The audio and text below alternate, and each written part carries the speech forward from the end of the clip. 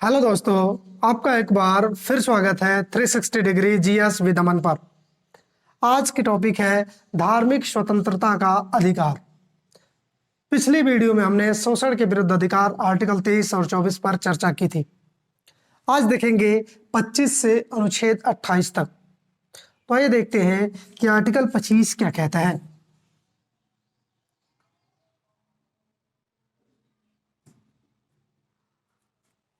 Article 25 कहता है कि अंतःकरण की स्वतंत्रता।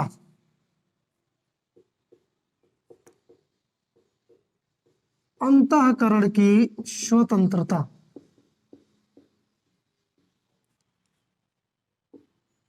एवं धर्म को मानने, आचरण करने एवं प्रचार प्रसार की स्वतंत्रता।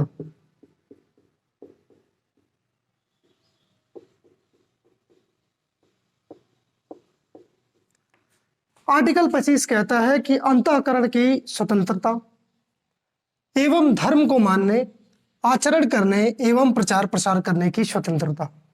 क्या तात्पर्य है इस बात का? अर्थात धर्म को आप, किसी भी धर्म को आप, जो धर्म आप मानते हैं उसको आप मान सकते हैं, आप उसको मानते रहिए। अंतःकरण की स्वतंत्रता, लेकिन वो धर्म आपके अंतःकरण से जुड़ी होनी चाहिए। आचरण करने का क्या तात्पर्य है? आचरण करने से शब्द का मतलब है कर्म कांड करना। आप अपने धर्म में कोई भी कर्म कांड करते हैं, पूजा पद्धति करते हैं, अपने धर्म को, जिस धर्म से आप मानते हैं वो आप कर्म कांड करना आचरण कहलाता है। और आप प्रचार प्रसार करिए अपने धर्म का। तो ये अनुच्छेद 25 कहता है। ध्यान रखिएगा, यहां जो स्वतंत्रता मिली है वो अंतःकरण के आधार पर मिली है। अर्थात प्रचार प्रसार जो आप करेंगे वो आपके स्वतः अंतःकरण का आधार होना चाहिए। मेरे भाई, किसी दूसरे का धर्म परिवर्तन करा देना या किसी व्यक्ति का धर्म परिवर्तन करा देना अंतःकरण की स्वतंत्रता के अंतर्गत नहीं आता है, 25 के अंतर्गत शामिल नहीं, वो अपराध हो जाएगा। यदि कोई व्यक्ति अपना धर्म परिवर्तन करता है तो वो धर्म परिवर्तन कर सकता है केवल अंतःकरण की स्वतंत्रता के आधार पर, अर्थात उसकी अंतरात्मा की आवाज के आधार पर। उसे स्वतः संज्ञान हो कि हमें धर्म परिवर्तन करना है तो वो कर सकता है, ये कोई अपराध नहीं है। परंतु यदि इसके अलावा अन्य कोई भी कारण हुआ, लोभ, लालच या किसी दबाव में आकर किसी व्यक्ति ने धर्म परिवर्तन किया, तो वह अपराध के अंतर्गत शामिल होगा। यह अनुच्छेद 25 कहता है। ध्यान रखिएगा। तो प्रचार प्रसार के अंतर्गत, प्रचार प्रसार के अंतर्गत ये ध्यान रखिएगा, धर्म परिवर्तन शामिल नहीं है। धर्म परिवर्तन शामिल नहीं है। प्रचार प्रसार के अंतर्गत क्या शामिल नहीं है? धर्म परिवर्तन शामिल नहीं है। ये बात आप ध्यान रखिएगा। इसके अलावा 25 का खंड 1 कहता है कि आप सब कुछ करिए, आपकी धार्मिक स्वतंत्रता दी गई है, परंतु आपकी धार्मिक स्वतंत्रता निर्बंधित कर दी जा सकती है, रोक दी जा सकती है। उसके लिए आधार बनाए गए हैं। कहा गया है कि लोक व्यवस्था,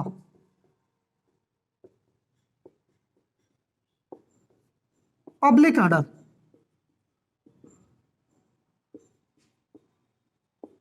इसके अलावा सदाचार, मोरालिटी,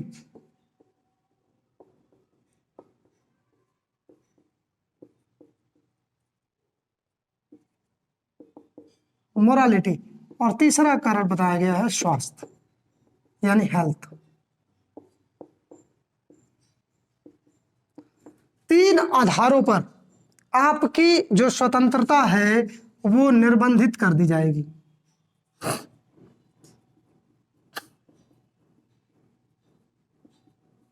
निर्बंधन क्यों भाई? ये 25 का 1 कहता है, 1 में उपनिषद। इसमें कहा गया है कि यदि कोई पब्लिक ऑर्डर रहा, सदाचार रहा, या स्वास्थ्य रहा, तो इस आधार पर आपकी जो स्वतंत्रता प्रदान की गई है प्रचार प्रसार की करना, आचरण करना या धर्म को मानना, किसी भी प्रकार की तरह से इन पर निर्बंधन लगाया जा सकता है, रोक लगाया जा सकता है। जैसे आपने उदाहरण तौर पे देखा भी होगा, डीजे यदि कोई बज रहा है तो सरकार नया नियम लगा के डीजे प्रतिबंधित करवा देती है। तो उसमें क्या आता है, हेल्थ का मामला आता है। या कभी कभी आपने देखा होगा, दो धर्मों का त्योहार एक ही दिन आने पर सरकार क्या करती है, गाइडलाइन जारी कर देती है कि आप अपना या तो जो है बाद में निकालिए, समय बांट देती है, टाइम जो है परिवर्तन करा देती है या दिन परिवर्तन करा देती है। तो इसमें पब्लिक ऑर्डर, लोक व्यवस्था जो है मामला आ जाता है। तो इस तरह के सरकार जो गाइडलाइन जारी करती है वो 25(1) के अंतर्गत निर्बंधन के आधार पर जारी करती है, ये आप ध्यान रखिएगा। इसके अलावा 25(2) खंड कहता है कि धार्मिक स्वतंत्रता होते हुए भी राज्य विधि का निर्माण कर सकती है। ये ध्यान रखिएगा, बहुत जरूरी नहीं है, इतना बस आप इतना जानते रहिए कि निर्बंधन के कारण कौन कौन से हैं। तो लोक व्यवस्था, सदाचार और स्वास्थ्य। एक बात और याद रखिएगा, 25 के अंतर्गत सिख को यानी सिख धर्म के जो लोग हैं उनको जो है कृपाण रखने का अधिकार,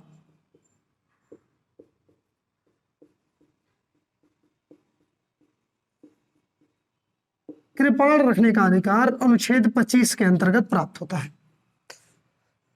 सिख धर्म को कृपाण रखने का अधिकार किस अनुच्छेद के अंतर्गत प्रदान है? अनुच्छेद 25 के अंतर्गत। क्यों भाई? क्योंकि इनके अमूलभूत वो अंग है, इनके 5 अमूलभूत अंग बनाए गए हैं, वो उनका हिस्सा है। जब तक वो उनसे जुड़ेगा नहीं तब तक उनके साथ धर्म शब्द शामिल नहीं होगा। हिंदू का कोई ऐसा लीगल अथॉरिटी नहीं है, इनका कोई स्पेशली पहचान नहीं है जिसकी वजह से हिंदू पहचाना जाए कि ये हिंदू है। लेकिन सिख की पहचान है कि वो अपने 5 अंग जो है, 5 कारक जो है उनके पास होने चाहिए, तो वो सिख धर्म कहलाएंगे, अनिवार्य है उनका। इसलिए प्रश्न ये बनता है कि सिखों को कृपाण रखने का अधिकार किस अनुच्छेद के अंतर्गत उनको प्रदान किए गए हैं? तो आर्टिकल 25 के अंतर्गत प्रदान किए गए हैं, ध्यान रखिएगा।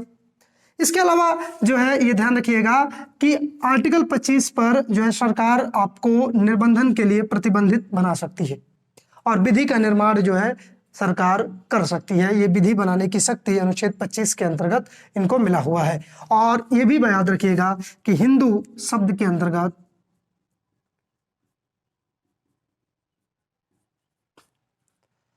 बौद्ध, जैन व सिख भी शामिल है।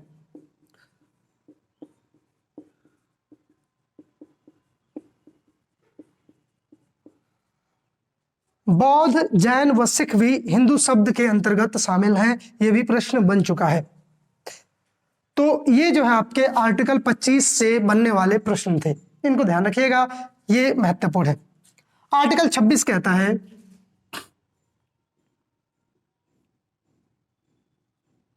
धार्मिक प्रबंध की स्वतंत्रता।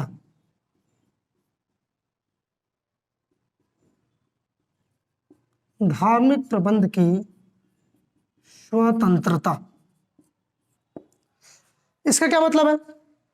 धार्मिक प्रबंध की स्वतंत्रता अर्थात आप धार्मिक कार्यों के लिए प्रबंध कर सकते हैं, उनकी स्थापना कर सकते हैं, उनका पोषण कर सकते हैं। चल अचल संपत्ति, अस्थाई व अस्थाई संपत्ति का अर्जन कर सकते हैं, उसका स्वामित्व कर सकते हैं। सिंपल सा एक अनुच्छेद कहता है कि धार्मिक को जो है आपकी धार्मिक कार्यों में, यदि आप प्योर धार्मिक जो है संस्था आप चला रहे हैं तो उसकी संस्था की स्थापना कर सकते हैं, ट्रस्ट बना सकते हैं।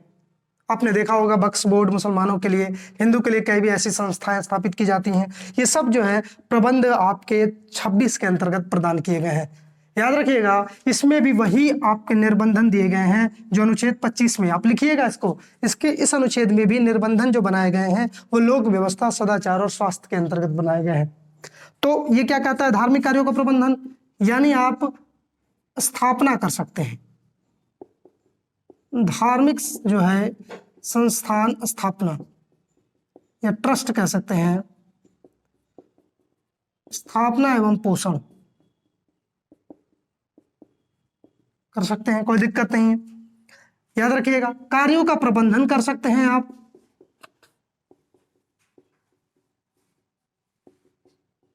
कार्यों का प्रबंधन कर सकते हैं। परंतु आर्टिकल 26 में निर्बंधन भी दिए गए हैं और निर्बंधन जो है यही कारण होंगे, ये जो आपको ऊपर मैंने आर्टिकल 25 के लिए पढ़ाया। तो ये अनुच्छेद 25 है। अब आर्टिकल 27 की अगर हम बात करें कि अनुच्छेद 27 क्या कहता है, तो आर्टिकल 27 कहता है कि कर अदायगी से छूट, धार्मिक समुदाय के कर से मुक्ति।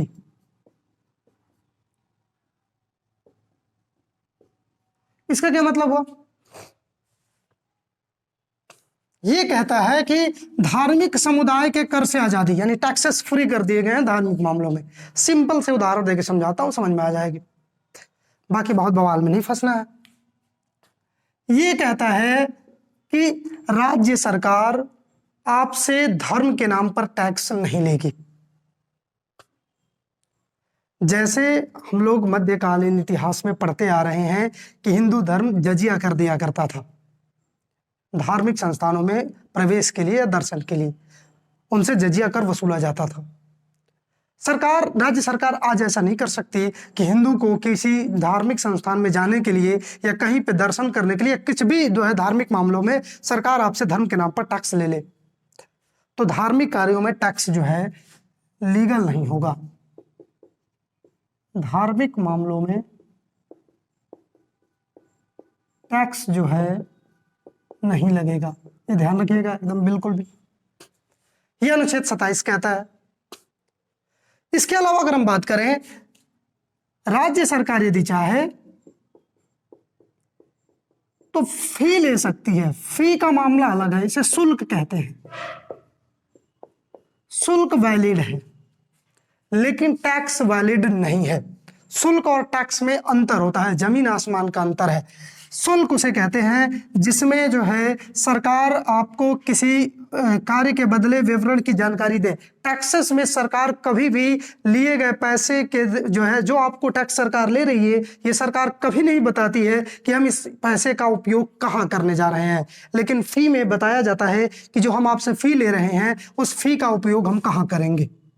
दोनों में बेसिक अंतर है, ये ध्यान रखिएगा। टैक्सेस जो है नहीं लिए जाते हैं लेकिन राज्य सरकार फी ले सकती है, शुल्क ले सकती है। शुल्क और फीस में जमीन आसमान का अंतर है।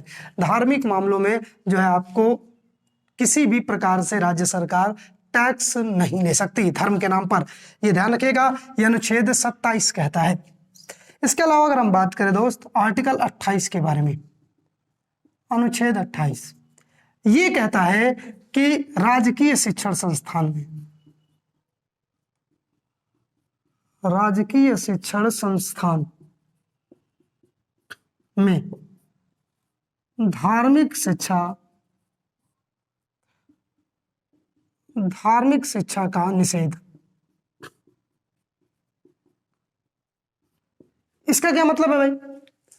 इसका मतलब है कि जो संस्थाएं होती हैं, राजकीय शिक्षण संस्थान, सहायक शिक्षक संस्थान जिसमें प्राइवेट स्कूलेज भी होती हैं, राजकीय शिक्षण संस्थान, प्योर सरकारी स्कूलें भी होती हैं, मान्यता प्राप्त स्कूलें भी होती हैं, और एक पार्टिकुलर जो है धार्मिक जो है संस्था वाली स्कूलें होती हैं। ये चारों पांचों जो स्कूल संस्थान है, जो शिक्षण संस्थान है, ये ध्यान रखिएगा, यहाँ पर बात किया जा रहा है राजकीय शिक्षण संस्थान की। इसके अलावा सहायता प्राप्त जो संस्थान है या मान्यता प्राप्त जो संस्थान है उसमें भी धार्मिक शिक्षा नहीं दी जाएगी। क्यों भाई? इसलिए कि पंथ निरपेक्ष हमने प्रस्तावना में पढ़ा है।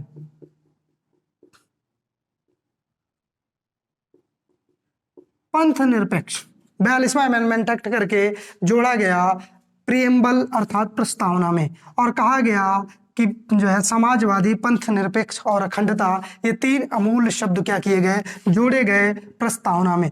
पंथ निरपेक्ष मैंने वहां भी बताया हुआ है। पंथ निरपेक्ष का मतलब है कि राज्य सरकार किसी विशेष धर्म के प्रति झुकाव नहीं रखेगी या राज्य सरकार का कोई अपना विशेष धर्म नहीं होगा, बात दोनों एक ही है।